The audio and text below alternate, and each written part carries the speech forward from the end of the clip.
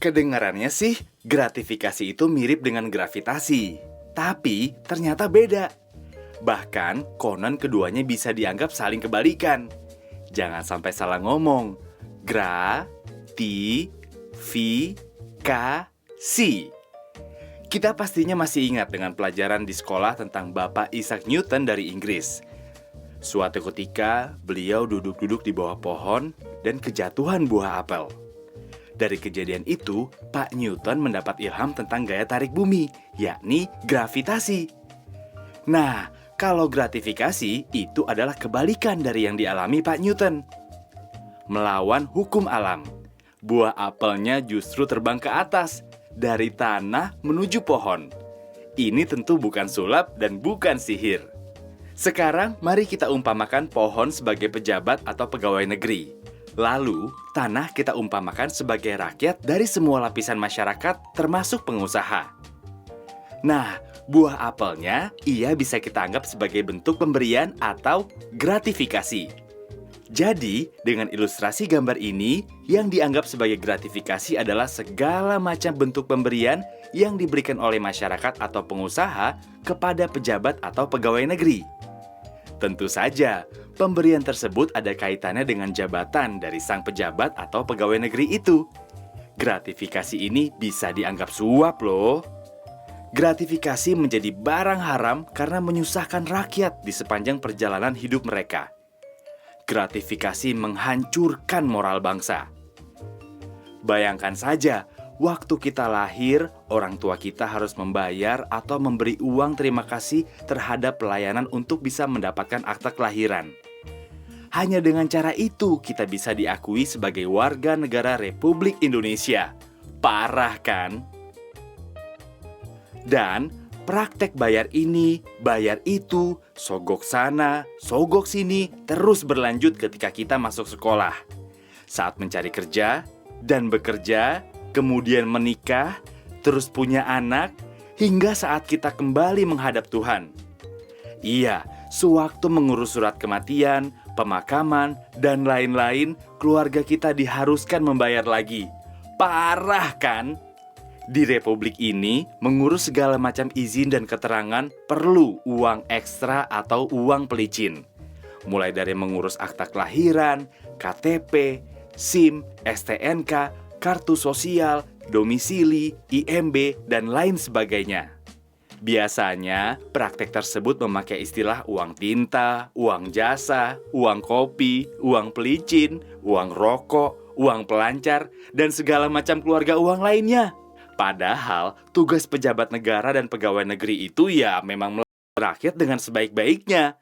Mereka sudah digaji dengan memakai uang rakyat. Jadi, mereka tidak perlu lagi mengharap imbalan dalam bentuk apapun dari pihak lain. Sebetulnya, begitulah bunyi dari sumpah jabatan mereka ketika dilantik dan juga pada kode etik pegawai negeri. Parahnya lagi, orang-orang sekarang ini semakin kreatif saja menutupi praktikasi. Mereka menutupinya dengan memberi berbagai macam sebutan yang unik-unik. Contohnya, ada yang bilang itu sebagai biaya entertainment, atau uang transport, atau jasa pinggul, atau uang selimut, alias gratifikasi seks. Wah, serem! Bahkan, terkadang kedok gratifikasi melibatkan nama buah-buahan. Seperti apel Malang, apel Washington, atau kardus durian. Apapun nama sebutannya dan semanis apapun rasanya, segala bentuk gratifikasi ini harus ditolak dan dihindari. Karena bisa ketagihan kayak narkoba. Nikmat sesaat, sengsara berkepanjangan di penjara. Gratifikasi berbahaya bagi kehidupan berbangsa dan berdampak buruk bagi kita semua karena hak kita jadi tak terlayani dan mahal. Gratifikasi mencederai rasa keadilan kita. Ini ada istilah kerennya loh, yakni high cost economy, atau biasa diterjemahkan sebagai ekonomi biaya tinggi. Karena kita membayar lebih mahal dari seharusnya. Ketika mengurus izin, pengusaha mengeluarkan biaya ekstra untuk memberikan suap atau gratifikasi kepada pegawai negeri atau pejabat negara. Biaya ini tentu dibebankan pada keuangan perusahaan tersebut, sehingga harga barang menjadi lebih mahal.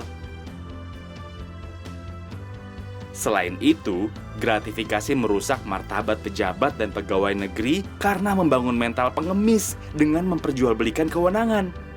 Gratifikasi dianggap suap jika penerimanya adalah pegawai negeri atau penyelenggara negara. Sebab, gratifikasi tersebut terkait dengan jabatan dan bertentangan dengan tugas dan kewajiban para pegawai negeri serta penyelenggara negara. Banyak hal bisa kita lakukan untuk membasmi praktik gratifikasi. Sebagai anggota masyarakat, kita harus stop pemberian dalam bentuk apapun kepada pegawai negeri atau penyelenggara negara. Jika kita seorang pengusaha, jangan lagi jadi setan penggoda dengan memberi uang pelicin.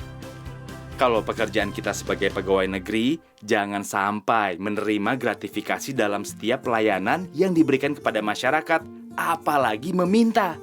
Selain itu, kita semua harus mengawasi dan melaporkan praktek-praktek gratifikasi kepada KPK. Negeri yang indah ini akan semakin nyaman bila mana tidak ada praktek gratifikasi. Sebab, hak masyarakat akan terlayani dengan maksimal dan gratis. Tidak ada pilih kasih di antara si kaya dan si miskin. Dengan membasmi gratifikasi, kebiasaan korupsi akan ikut menghilang dari budaya kita. Dampak lebih jauhnya, masyarakat semakin percaya kepada pemerintahnya. Dan yang lebih jauh dari itu, harga barang-barang kebutuhan akan menjadi lebih murah karena proses perizinannya tidak memerlukan suap dan waktu yang lama. Pastinya, masyarakat akan menjadi pihak yang paling merasakan manfaat dari menghilangnya kebiasaan gratifikasi di negeri ini.